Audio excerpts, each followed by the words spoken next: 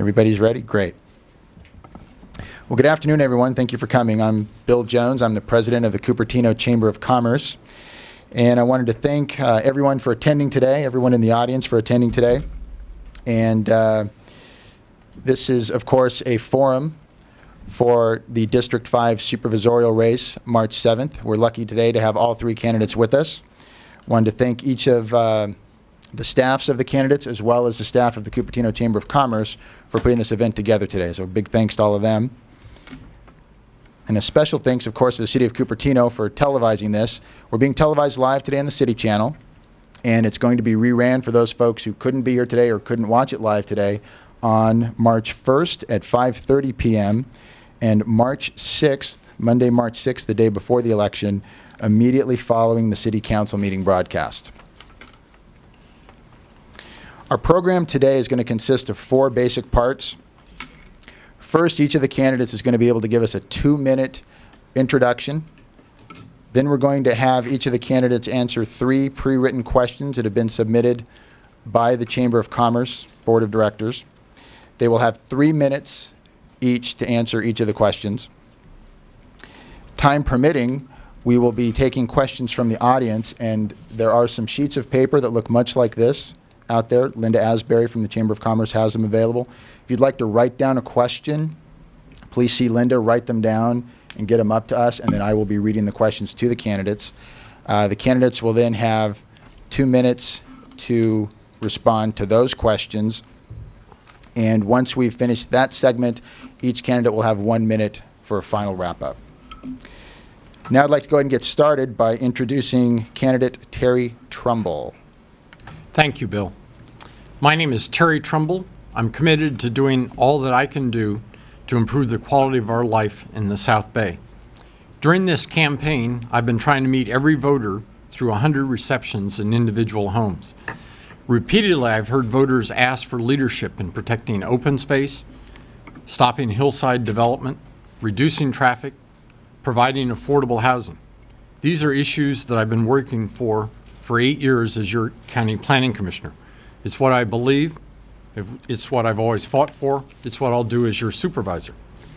Solving these issues is particularly important in Cupertino. Projections have Cupertino adding 10,000 new jobs in the next 10 years, while the city's housing growth adds only about 1,500 new housing units. That means 7,000 people with no homes available. And Bay Area-wide, there just simply are no homes. As to my background, professionally, I have 24 years of experience in the private sector. Since 1986, I've chaired the Pacific Industrial and Business Association's Government Affairs Committee. In 1994, they named me the outstanding contributor to improving the climate for business in the Bay Area. My work has included the full range of county responsibilities.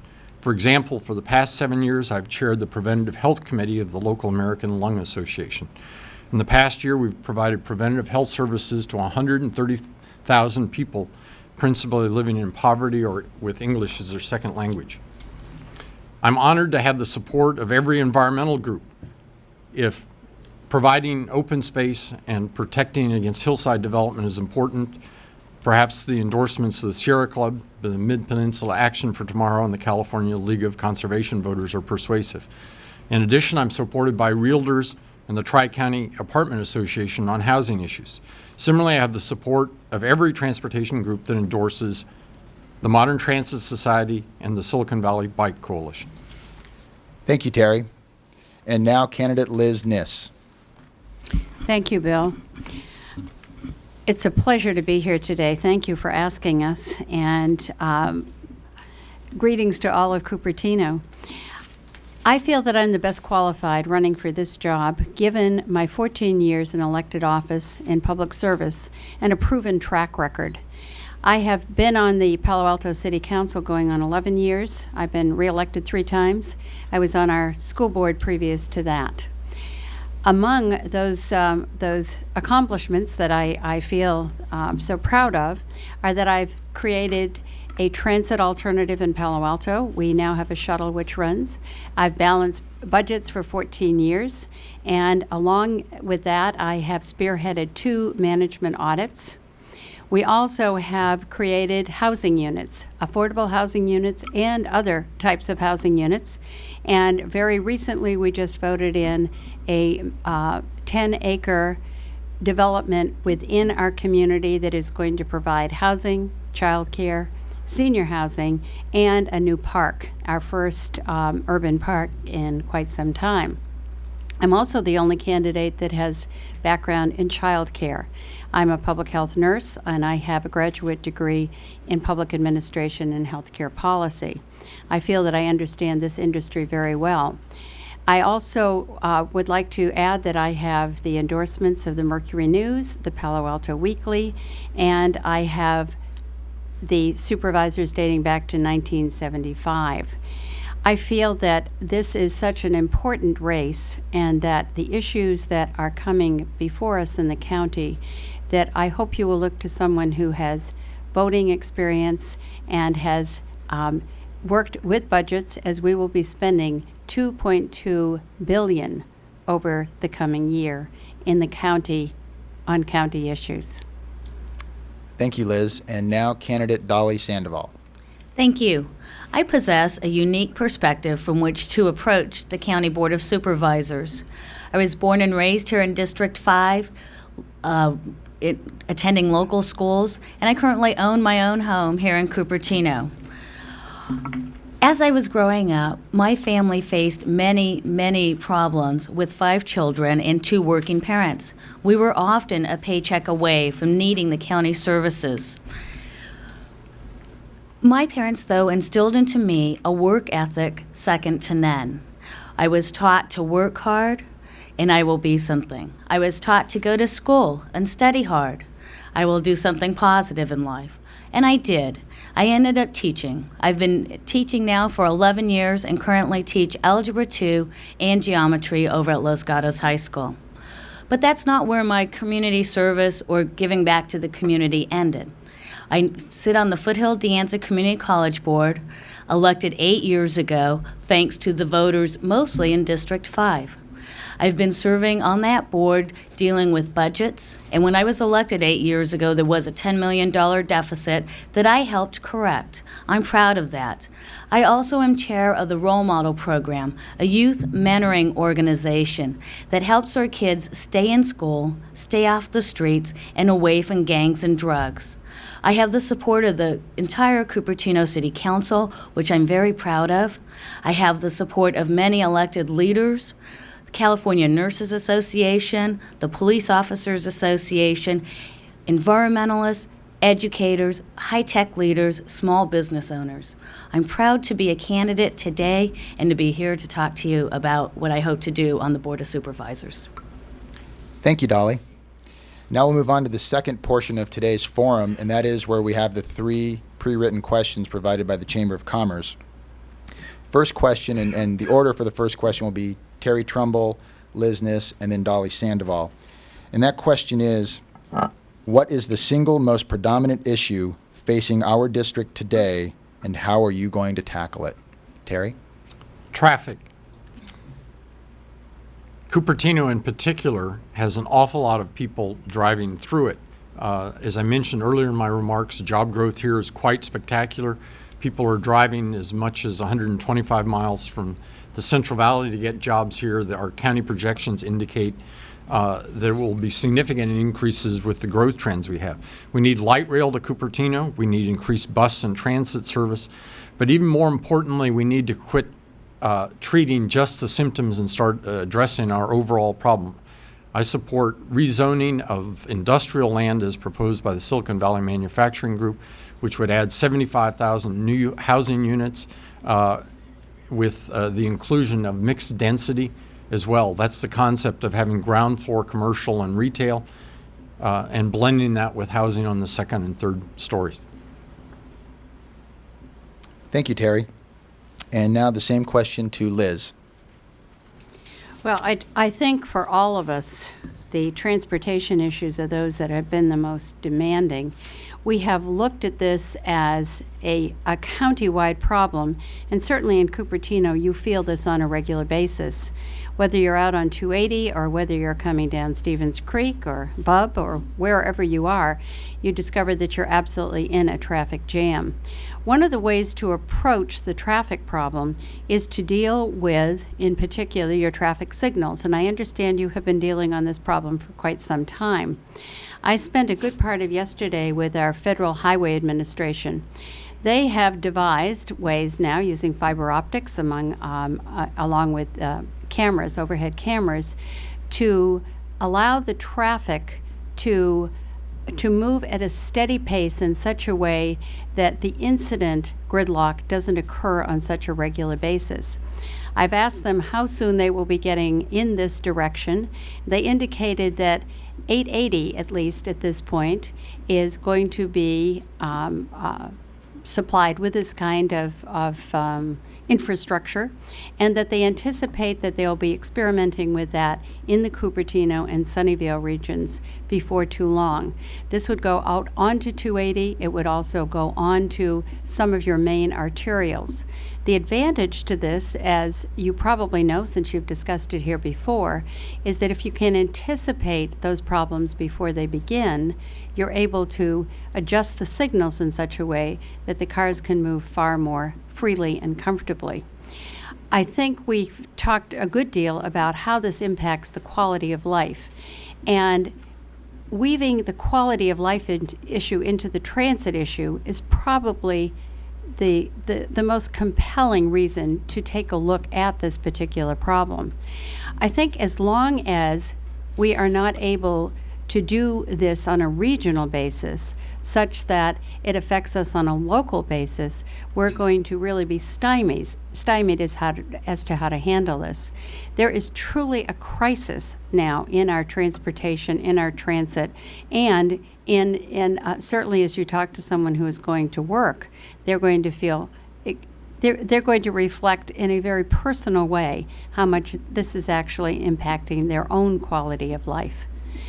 So looking back at this issue, I think over a long period of time, you realize that we have not made the strides we should make. I think we need to look at this as a regional issue and also look at it as an issue that we can approach from the local level. Thanks. Thank you, Liz. And now Dolly Sandoval. I would dispute that there's one single most important issue that are facing the voters and the residents of this area.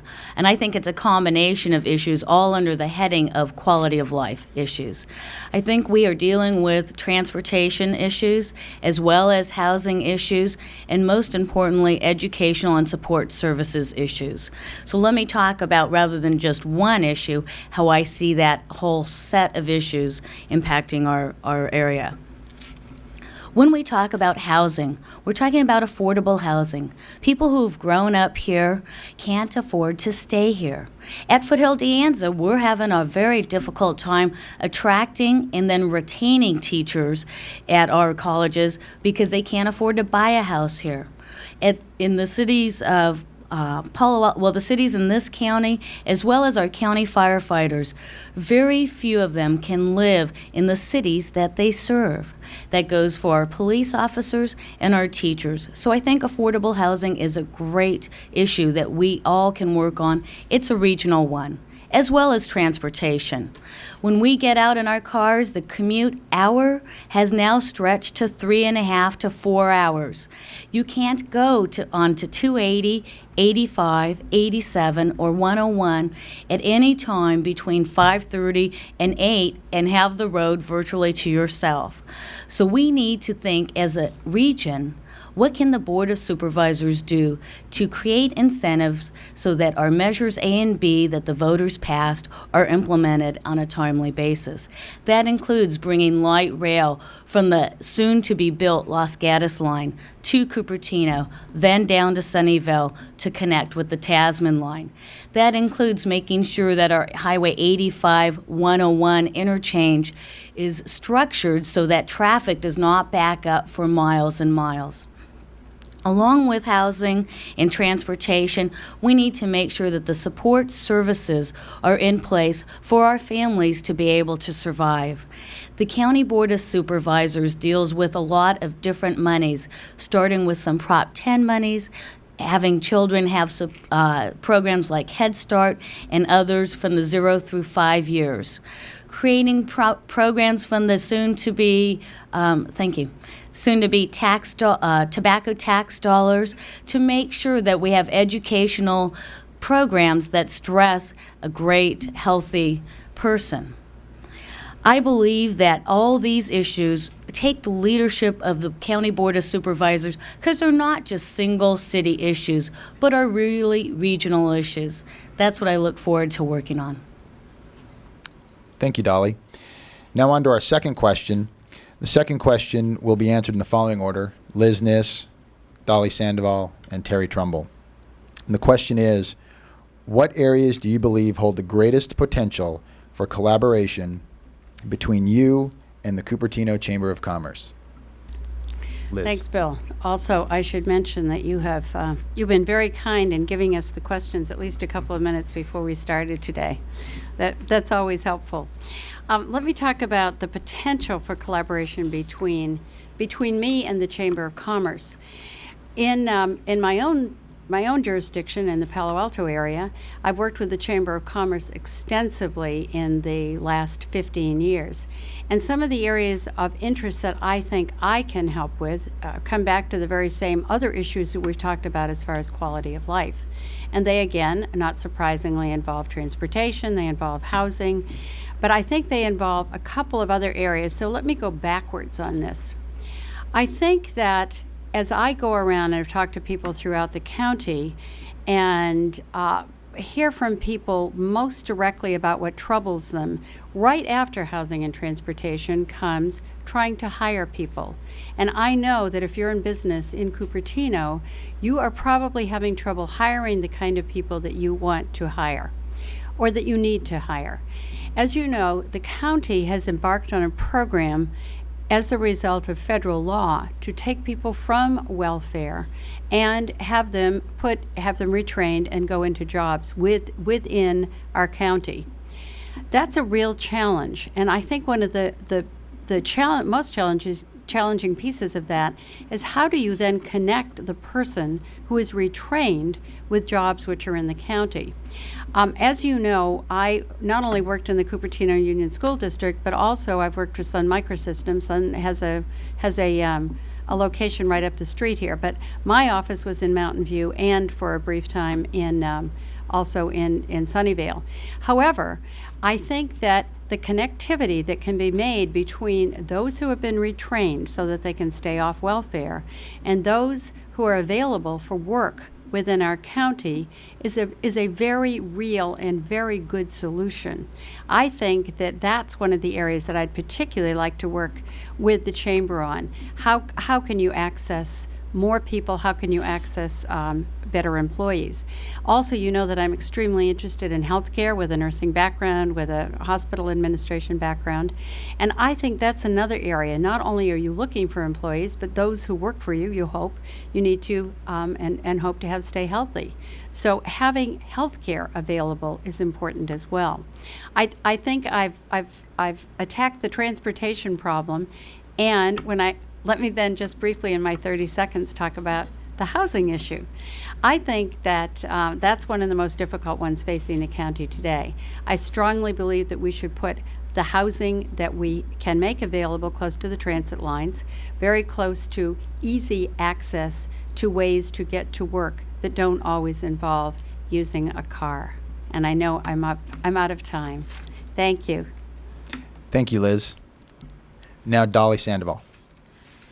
As I sat on the Foothill De Anza Community College board for the last 8 years, I have worked closely with the business community in terms of developing programs that our students will take, real-life training skills, training and retraining to get them to work in an economic job market like we have today. I'm proud of those programs that we've built, whether it was through the Occupational Training Institute, whether it's through the Welfare to Work programs run through the county, whether it's through PIC. I think that kind of collaboration and that type of discussion needs to occur more often. And I'd be willing to do that as a supervisor to make sure that the county is offering the programs that cities need and that our residents need.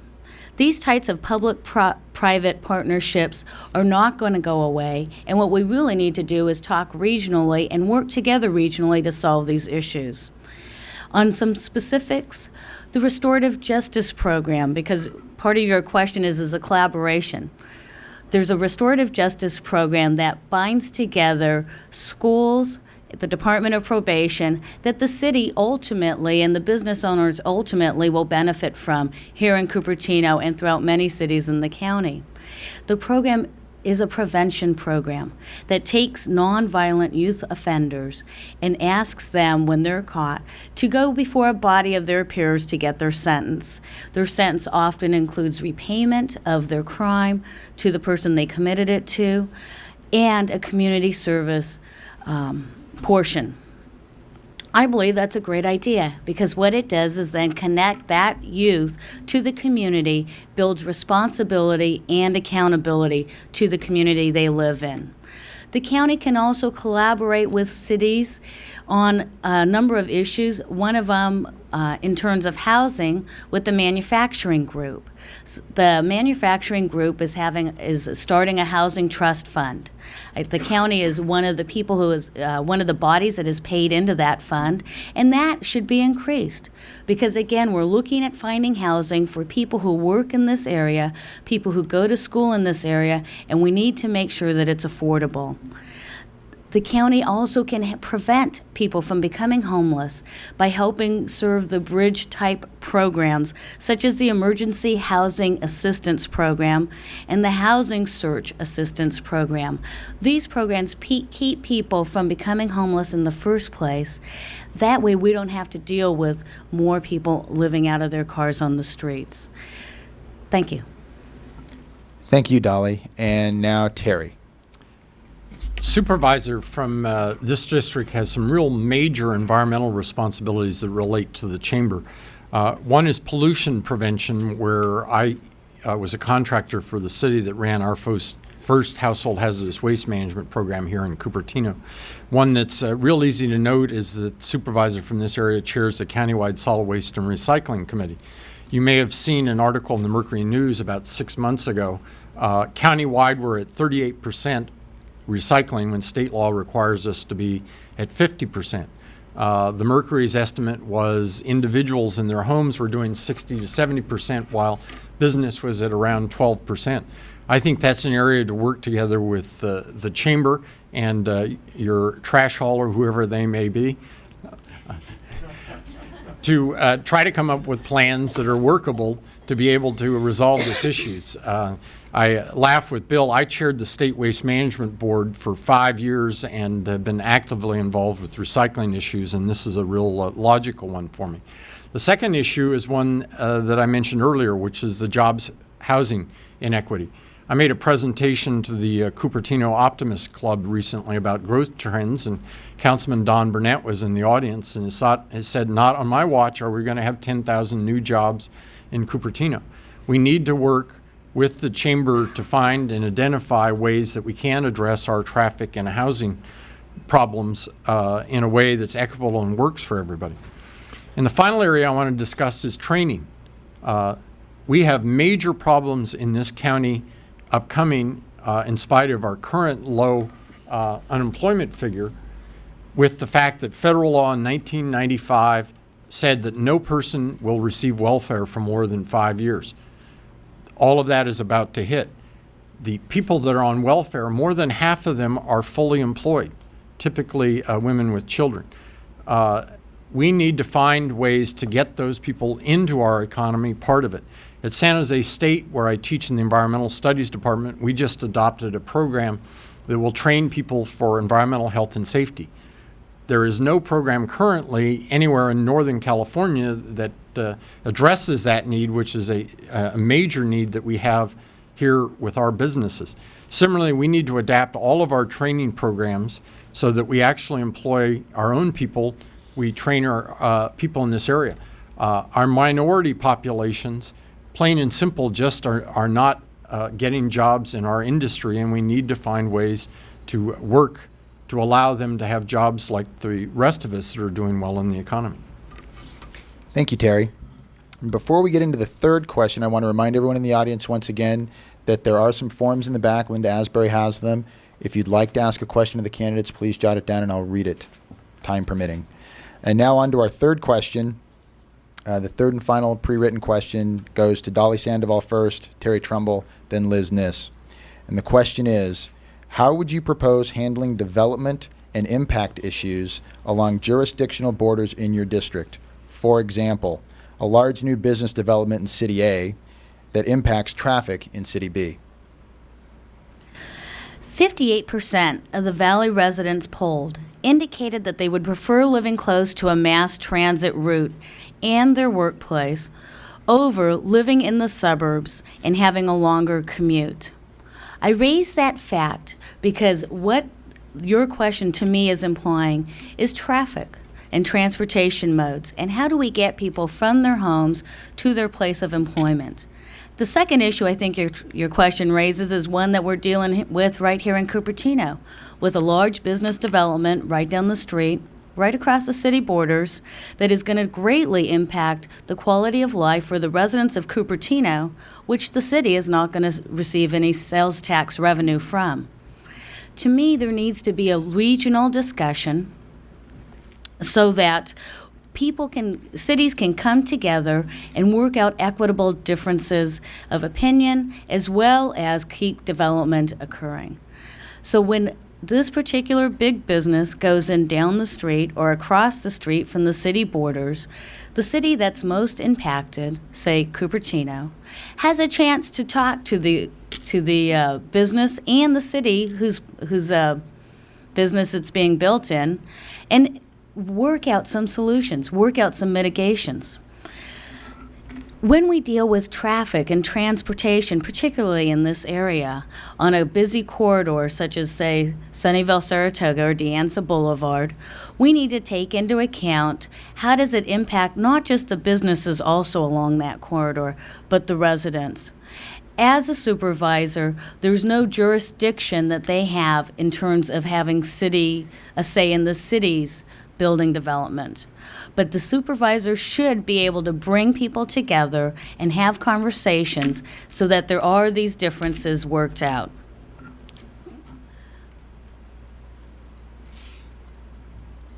Thank you, Dolly. And now Terry Trumbull. As your county planning commissioner for 8 years, I'm already working on these types of interjurisdictional issues. From 1976 to 80, we heard very loud and clear that the county being in competition with the cities for sales tax revenue, property tax revenue made no sense.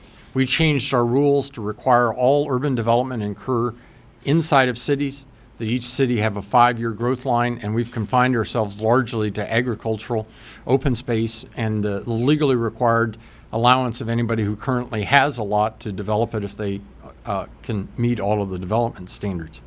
In 1997, that last category was causing problems. We were hearing from residents here in Cupertino, Saratoga, Monte Sereno, and Los Gatos that hillside development was having an impact, predominantly aesthetically, on the lives of people down here. So we changed our rules to adapt them to reduce the level of development that was occurring in hillsides by putting in a variety of different controls. And finally, an area that's extremely important to all of you, it certainly is to me, is the pockets here in Cupertino. We have both Creston and Monte Vista, and I've worked recently on the Rancho Rinconada problem to a favorable resolution. County government is 20 miles away. I'm very committed to holding meetings locally when we have local issues, but historically the board has been unwilling to move from its headquarters in downtown San Jose. Meets typically Tuesday afternoons at 1:30 where you can't come and participate meaningfully, or my planning commission meets Thursdays at 1:30. Both are just too remote in distance, top of which you only have one person to represent you when, if you were to join the appropriate city council, 5 members to represent you to get government more locally. So that's a major interjurisdictional issue to resolve. Finally, when there are major battles between jurisdictions, and remember that the county changed its rules in something that I strongly work for, that we don't do development. That gives us the credibility that when there are battles that we can come in and mediate. For example, I'm very concerned about the new Home Depot going in San Jose that's largely stealing tax revenue from Cupertino. That's an area where the county could have played in a mediation role and tried to resolve disputes and problems. As chair of the State Waste Management Board, I was very tired after hearing 1,400 disputes in front of me as a county planning commissioner over my first 4 years from 76 to 80. Thought that there was another way to solve problems, and we were the first state agency in the country to hire a full-time environmental mediator. When we got wind that there was a problem, a battle over a new recycling, solid waste, waste-to-energy facility, we got in there and sent our mediator out to resolve issues. Thank you, Terry. And now Liz Kniss. Thanks, Bill. Well, probably the most problematic of issues that come up is exactly this. What do you do when the neighbor in the next area does propose a large development like that? And we are actually currently working with that in my neighborhood as well. There's a very large new development going in East Palo Alto across the way from us. I think to begin with, these are and have to be regional issues. And while we all speak of regional, it's really how do you make that happen that is important and impactful. For me, I think the way you have to begin on these is you have to begin by establishing relationships with people in other communities. As a mayor in Palo Alto, I interact with the mayors from all the other cities within this jurisdiction. We meet together on a regular basis. We have an organization that comes together on exactly these issues. Secondly, I think you need to be aware of what is happening and what is planned in other cities as well, so that you can be there early, so that you can speak to the issue, and so that you can talk about what impact that will have. Currently near us, there is a development that is potentially going in at the Hyatt. That will impact Los Altos, it will impact Los Altos Hills and everyone to the south. The question is, how can you set this up in such a way that you can be able, I'm sorry, I'm just distracted by something and I hope it's not mine. You're the only one You're with right. Our electronic devices that go off right in the middle of us having a discussion about this. But let me talk about this again in terms of the traffic. To go back to the traffic discussion that I had previously, if regions can attack their traffic problems in such a way that they're looking at it regionally, county-wise, and also working, as we mentioned, with the VTA and with the Federal Highway Administration, we begin to make some impacts in that area. Now, coming back to the area of what do you do when somebody is going to do this close by, I think the first thing you attempt to do is you attempt to influence that group which is making that decision. I know that in areas where we have dealt with this, we have actually said, what are ways that we could construct the traffic? What are ways that we could restructure roads? How can we make this work between our two jurisdictions? However, I think that one of the areas county supervisors can make, where they can make the most impact, is meeting with each other. I have been meeting with supervisors who are in San Mateo County and also talking with those who are in Alameda County. I think you have to begin by talking, and then I think you have to start by being in touch with the agencies that have enforcement. Thanks. Thank you, Liz, and thank all three of you for those thoughtful answers to those questions. Now the fun part. We have questions from the audience. This segment of our forum today, we're going to have 2 minutes. 2 minutes. 2 minutes per question, and I will read the questions that were submitted, and hopefully I can read them all. The way we will start this is, as we did with the first question, we'll go Terry Trumbull, Liz Kniss, and then Dolly Sandoval. And the first question from the audience is, if elected, how would you reach out to the cities you represent? All too often, once elected, as a citizen, we never see or hear from you on issues. Terry. Thank you, Bill. There are 8 cities in this district. We're the only one that the majority of the jurisdiction isn't within San Jose, so we have a lot more cities to work and interrelate with. First, I would have an aide.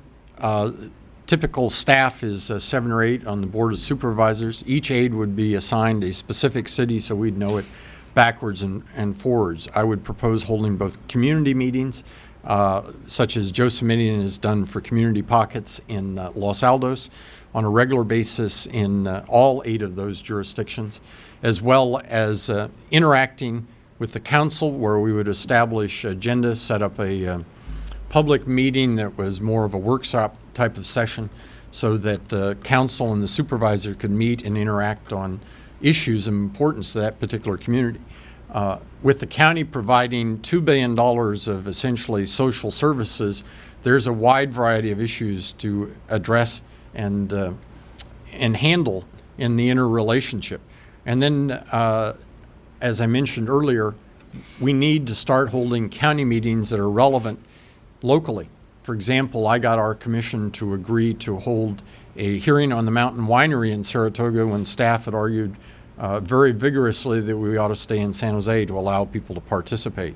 I've been able to get our Stanford Land Use Plan meetings so that a number of them, not as many as I'd like, which would be all, up into Palo Alto. So the secret is to go where people can actually have a chance to participate. Thank you, Terry. And now Liz. Well, as I've been talking with a number of you while I've been running for this office, one of the things that I have mentioned is having regular office hours in areas throughout the county. And each city obviously has a city hall, so that is a good place to start. But also libraries lend themselves very well to this, as do schools. I think, once again, when you're looking at who you should support for this office, I have, as the mayor, conducted regular meetings throughout Palo Alto and also throughout our entire community. What I've discovered is that when you leave the office, when you leave that area where you spend most of your time, or when you get out of, as in this case, out of the council chambers, what happens is that people have very different conversations with you than they do when they come in and you're either sitting here like you are today, addressing us, and we're up here and you're down there. But when we actually get into a situation where it is more comfortable and where people feel very, they feel open with their concerns and with their issues. And then they're usually delighted to share those with you, sometimes more than delighted. So part of my plan would be to have regular office hours throughout the various cities which are in this jurisdiction. Secondly, I do think I've had terrific feedback on what the current supervisor, Joe Simitian, who's supporting me, has done also throughout the county. When issues have come up at his meetings with others, he has then gathered the group from the county who is most concerned with that and has that as their area of expertise, to come and meet with them, either in their homes or in a public place. And I think that begins to address the issue and get it tackled right in the area where it's happening. And lastly, I think that you, and I'll come to that one later. Thank you, Liz. And Dolly. I believe that past performance is a good indicator of future action. At Foothill De Anza, when I was elected originally, there was a lot of turmoil going on, low morale, limited budgets. I was then on the front lines out talking to management, staff, faculty, and students, pulling them together and soliciting their ideas on how can we improve this college district and what can we do to make Foothill and De Anza premier colleges again. I didn't stop there, though. I went out into the community. I talked to community leaders, whether they were K-12 leaders, K-8 leaders, chamber leaders, business leaders, environmentalists, etc. Because Foothill and De Anza offer a variety of programs that affect almost everyone in this county. We serve over 40,000 students. It's that type of leadership and energy and communication skills that I would take out into the community in terms of being a Board of Supervisors member.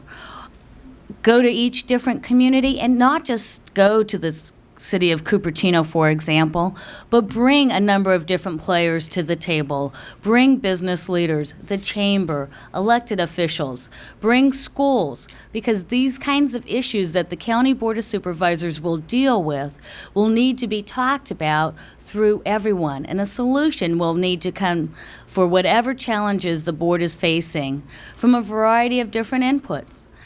I've done it at Foothill de Anza. It covers 92% of this supervisorial district. I do it as a board member.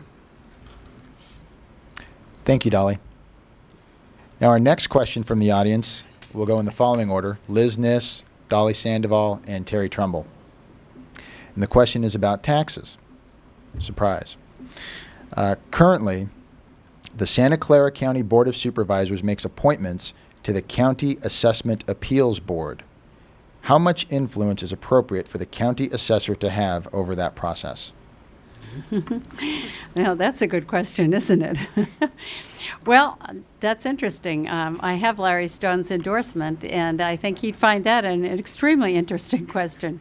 I would say in that case that the county assessor should have very little influence in that particular case, because clearly,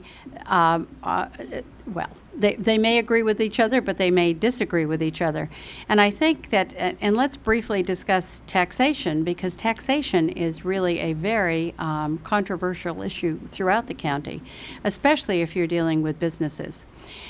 To take the taxation issue back some period of time and talk a little about that as it deals with the county, you may recall that, and it's hard to remember now that there were really bad times back at the beginning of the past decade. But as you started in 1990, the assessment of many of the dwellings in this county actually went down until 1995. As a result, thank you. As a result, there were a number of challenging issues that came into discussion as far as taxation. A number of the assessments, as you might recall, were actually reduced. And this made it even more of a challenge for the county, as I'm sure you realized. As a result of that, since 1995, as this has gone back up again, the property taxes certainly, the property tax picture has certainly improved, and that does make a big difference. However, I don't think that you can count on this being a predictable outcome over the next few years. And so we have to constantly be aware that what can happen with the tax situation can change, and sometimes almost overnight, in fact, as it actually did after the earthquake of 1989. Thank you. Thank you, Liz. And now, Dolly Sandoval. Whether we're in good economic times or in bad economic times, I believe that the county assessor should have little influence over the appeals board.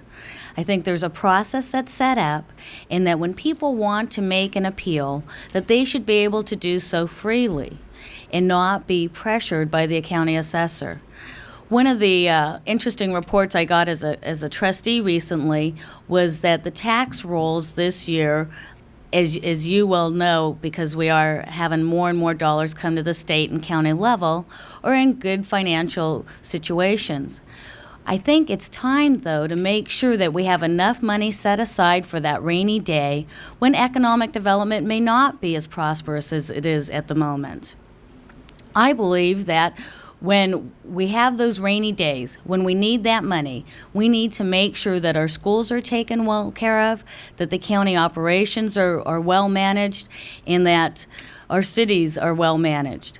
How can we do that? Well, we can set up a list of priorities prior to that rainy day hitting or prior to an influx of dollars, so that when we have a priorities list that states we want to fund X, Y, and Z programs, we stick to that.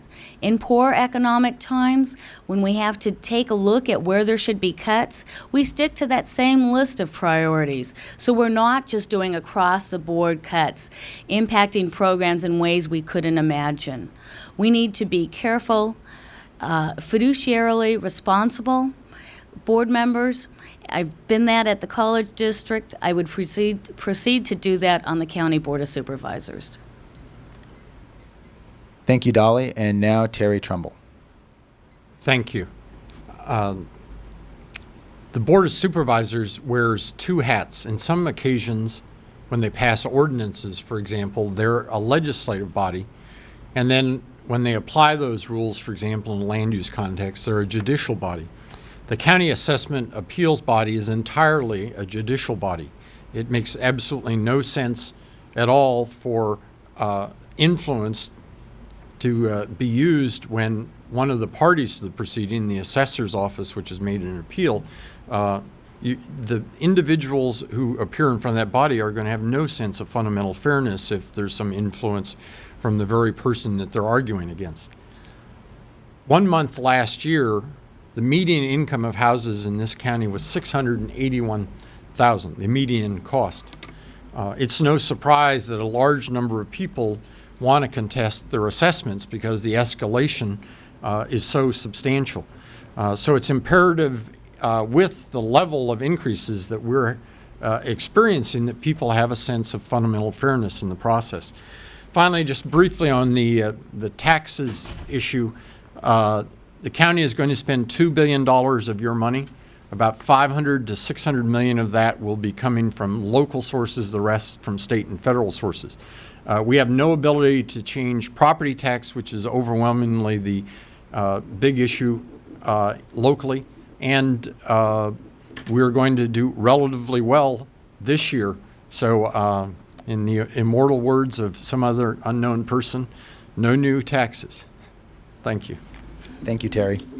And our next audience question will go in the following order: Dolly Sandoval, Terry Trumbull, and Liz Kniss. And the question is, what is the role of the Board of Supervisors, and what are the 3 most important criteria/strengths a quality supervisor should possess? The role of the Board of Supervisors is to deal with land use and transportation, criminal justice in this county, health care, and also welfare and social services. The board needs to, a good board member needs to make sure that they're schooled in those topics, as well as have a great staff that will help them come up to speed on a particular issue that may come up in a particular city, school district, or county area. I'm sorry. It distracted me too. I apologize for that. I'm very sorry. You asked what were the areas and the criteria? I'll repeat the question. Thank I apologize for that. What is the role of the Board of Supervisors, and what are the 3 most important criteria/strengths a quality supervisor should possess? Great, thank you. The number 1 item, I think, is fiduciarily responsible criteria. That person needs to, the Board of Supervisors need to take a look at the budget and make sure that they are spending wisely. So it means that they need to be able to read a budget statement. As a math teacher, I have no problem working with, looking at, studying numbers. I have the ability to ask the hard questions. A Board of Supervisors member, though, needs to also remember that it's the place of last resort for people who need health care, and make sure that they get quality services. It's a place where people need to get a lot of different county programs. So the supervisor needs to see that those county programs are run effectively and efficiently and delivered with quality to you, the taxpayers. I've been a financial watchdog. I'll continue to be one on the board. The board, though, also deals with land use and transportation, must be a leader in regional issues, deals with housing, creating affordable housing, deals with city councils. So they need to be able to be a convener, someone who's holding discussions, bringing people together. Will they please everyone, and have I pleased everyone 100% of the time in my elected career? The answer is absolutely not. If I was, I'd be worried, and if I were you, I'd be worried too. Because it's my job to have to make the tough decisions and say, these are our missions, these are our priorities, here's our budget. How can we run this program effectively, efficiently, so that you, the taxpayer, benefits? Thank you, Dolly. And now, Terry Trumbull. My number one quality would be leadership. I think you need to look for a proven track record on county issues, for have they done the kind of things that you would like to see a supervisor accomplish. For example, in my first term as a county planning commissioner, we stopped urban sprawl in this county. On the second term, we've stopped hillside development here in Cupertino and the other hills in the West Valley. That's the type of thing that I think people are looking for from the 100 coffees I've held in the community. It's particularly critical because the most important role I believe any elected official plays is not the pure raw power they exercise, but the leadership, getting in front of the parade, getting out there and letting the public know what the issues are and educating them on them. Second criteria, the quality that I think is important, is experience. I've served on more than 20 different county committees serving a wide variety of issues besides the County Planning Commission. And finally, intergovernmental expertise. I've worked at both the state, federal, and local government levels. We're getting 3/4 of our funding from other sources. For example, when I chaired the State Waste Management Board, all 22 bills that we introduced in the legislature were adopted in law. I was manager of standards and regulations for US EPA in Washington, D.C., the Environmental Protection Agency. And for the last 15 years, my client base has been to solve land use and environmental problems for cities and counties throughout the state. Our problems are intrinsically going to be one that involve a blend of jurisdictions, and you need expertise in intergovernmental cooperation and feasibility. Thank you, Terry. And now, Liz Kniss. Well, Bill, the first part of that was, what is the role of the supervisor? And as we have said, the role of the supervisor is going to be to spend well over $2 billion over the next year.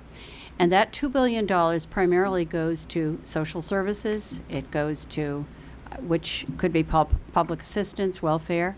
It goes to health care. An enormous amount goes to health care. $450 million will go to health care, and then to the criminal justice system. What the county supervisor does is deals with the safety net. They deal with those areas that most of us would not want to deal with on a regular basis. Most of us hope that we won't be in jail. Most of us hope we don't have to be on welfare, and most of us hope that we won't be sick. Those are all the areas that are hopefully avoidable, but we need to have this net in place such that we function well as an entire community, that we're a healthy community, that we're a hopefully honest community, and that we're able to work on a regular basis. Now, what are the skills and strengths that you need to do that? And I'm going to put out some rather different ones. I think that what you need to serve in office and to serve well is to have political will. And I've discovered that's one of the things that I've had to learn to have through the years. It's very difficult when you're pulled in many directions, and you always are whenever there's money involved. You will have one group that wants money for one thing, you'll have another group that wants it for another. You've certainly heard about Valley Medical. The fact is, is the subsidy too much for that? What about the jails? Are they overcrowded? Are we putting too much money into those? How do we take that enormous pot of money and divide it up fairly? Look for political will. Very important. Second is the ability to communicate well with those whom you serve. Was I done? Yes. Oh, it's just getting started. Thank you, Liz. Well, we do have time for one more audience question, and then we'll do our final wrap-up. And the final question will go to Terry Trumbull first, Liz Kniss, and then Dolly Sandoval, in keeping with our rotation. The question is, the juvenile justice system falls under the county. What is your knowledge/experience in this field, and what do you bring to the Board of Supervisors in the way of policy and implementation objectives? Terry.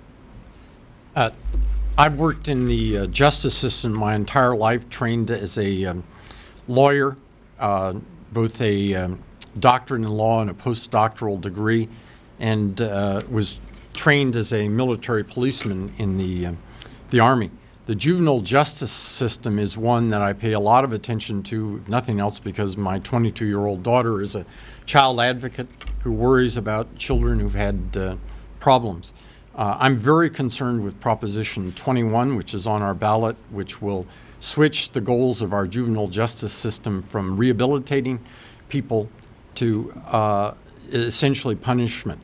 Right now, we have 30 crimes in which we allow informal probation. That is, if it's the determination of a probation officer that it's appropriate for a juvenile to be released back into the community, they will be. This would take away that discretion. I think that's the wrong approach rather than having a one-by-one evaluation.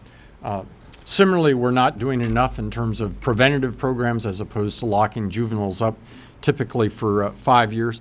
And I'm very opposed to what Proposition 21 would do, which was to take a large number of people and lock them up with adults instead of a focus on rehabilitation. So I would strongly support increased teaching and rehabilitation in the juvenile justice system. Thank you, Terry. Now Liz Kniss. Would you repeat the question for me, Bill? Yes. The question is, the juvenile justice system falls under the county. What is your knowledge/experience in this field, and what do you bring to the Board of Supervisors in the way of policy and implementation objectives? Thank you. Let me then talk a little about my background, in particular in nursing. I'm trained as a public health nurse, and as I said, I have an advanced degree in healthcare policy. And actually, when I worked for the Cupertino Union School District, and I'm looking out at former Mayor Laura Lee Sorensen, this is one of the areas that we spent a good amount of time on. The area of in this case, was child abuse and also sexual abuse. And in that area of dealing with justice for juveniles, we were able to devise a program whereby there was early detection and therefore early treatment.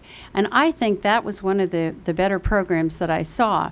As a public health nurse and also as somebody who's worked extensively in the healthcare system, I think that we see what could be prevented early on, and therefore we can help prevent what will be long-term a juvenile problem, meaning that a juvenile would end up in the justice system.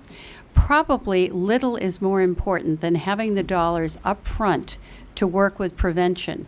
That is one of the areas where a county supervisor can make an enormous difference. If you can put the dollars into that, and putting dollars into prevention, as all of you know, is far more difficult than putting dollars into cure.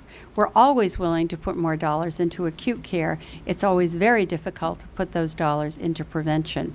If we can do that, we begin to attack the problems with juveniles in the justice system at a far earlier date. And we can begin then to bring children, to bring youth along and into our society in a way that I think will benefit all of us as we look to this problem and as we look for a solution. Thank you, Liz. And now Dolly Sandoval. In terms of juveniles, I see them in terms of youth, I see them every day. I see them in my classroom. I'm not just a teacher when I go over to Los Gatos High School. I'm a counselor. I am a drug and alcohol counselor, a guidance counselor, someone who helps kids deal with their family problems, because I make a good connection with each and every one of my students. I know what's going on with them, not in terms of, are they going to pass my class? How are they going to do on this test? How did they do on that test? But in terms of what is their whole life. We talk a lot about what the future holds for them. I have a lot of conversations in terms of how can I, as a teacher, as someone in a leadership position, as a community college trustee, help to make opportunities happen for them. I'm proud of that work. I also sit on the Role Model Program Board. It's a youth mentoring organization, and it deals specifically with prevention, keeping youth on the right track, daring them to dream about what their potential is and reaching their goals. Setting out goals as 7th and 8th graders so that when they get into high school, they have a very clear indication of what it is they'd like to do once they graduate. The Restorative Justice Program is a program run through the County Board of Supervisors, and it too is a prevention program. To me, if we put money up front into prevention, then we can help our youth get clarified on their goals, have them become productive members of the society, have them meet the challenges that our economic times are bringing to us, that our world economy is having us have to participate in. I think that I have great skills and background in this area as a teacher, as a member of the Role Model Program Board, and as a community college trustee. Thank you, Dolly, and thank all of you again for answering those questions from the voters in our audience today. The final portion of today's forum are the final remarks, and the final remarks will be limited to 1 minute each, summary of today, and they will go in the following order: Terry Trumbull, Liz Kniss, and Dolly Sandoval. Terry? For 8 years, I've served as your county planning commissioner. I'm the sole candidate with countywide experience and a track record of accomplishment on county issues. In addition to serving on the County Planning Commission, I've served on 20 county committees, including those on transportation, energy, family planning, environmental protection, and hillside protection. Furthermore, I've been active on a wide range of county issues. For example, I led the American Lung Association's campaign to give the county funding for early childhood development programs. My work in other areas has resulted in awards for preventing child abuse, protecting children's health, and improving public school education. Whatever the county does, whether it be land use, health, law enforcement, or social issues, I'm the only candidate with county-wide experience and proven accomplishments. Experience that matters. Please vote for me, Terry Trumbull, for supervisor. Thank you, Terry. And now Liz Kniss. Thanks, Bill, and thanks for giving us this opportunity to address people in Cupertino. We really appreciate it. Let me talk about what I've done and what I'll do. And would also say that while my opponent has studied and advised on these issues, I have actually voted on issues for going on 15 years. I have that track record. I'm pleased with it, and I hope that some of you will take a look at it. I think I've spent our tax dollars wisely. I've balanced 14 budgets for the city and the school district, spearheaded the audits for city finances, started a shuttle program in Palo Alto, created affordable housing, and preserved open space. I have bipartisan support from Joe Simidian to Becky Morgan, from Anna Eshu to Jim Canine, from the Chamber of Commerce to the Registered Nurse Professional Association, and including Laurie Smith and Larry Stone. I'm also delighted to have the Mercury and the Weekly endorsement, and more than that, I'd be delighted to have your vote on March 7th. Thank you. Thank you, Liz, and Dolly Sandoval. For the past 8 years, I have served you as an elected trustee to the Foothill De Anza Community College Board. Prior to my election, a financial crisis developed at the district, which I helped turn around. Today, Foothill and De Anza are in great financial shape and delivering an outstanding education to over 40,000 students. I think the magnitude of the problem, a 10% operating deficit in its 10% deficit in its operating budget, sets me apart from the other two candidates. I serve the community as president of the Role Model Program, a youth mentoring organization. I'm a high school math teacher. The kids I teach talk to me every day about what worries them and what excitements they have about growing up. I'll work to improve education and youth services, increase the availability of affordable housing, and protect open space, and implement a 5-point traffic relief plan. Please vote for me, Dolly Sandoval, March 7th. Thank you, Dolly. And that concludes today's forum. I'd like to thank all of the candidates for showing up today. Thank you very much for taking on those questions and talking to us. I'd also like to thank the City of Cupertino for allowing us to use this fine facility, showing us live on the City Channel today and showing reruns on March 1st at 5:30 and again on March 6th, the day before the election, immediately following the City Council. And I want to thank Michelle Wright, our timekeeper down here, for keeping us all on track and getting us out of here on time. And finally remind everyone to vote on March 7th. Thank you very much.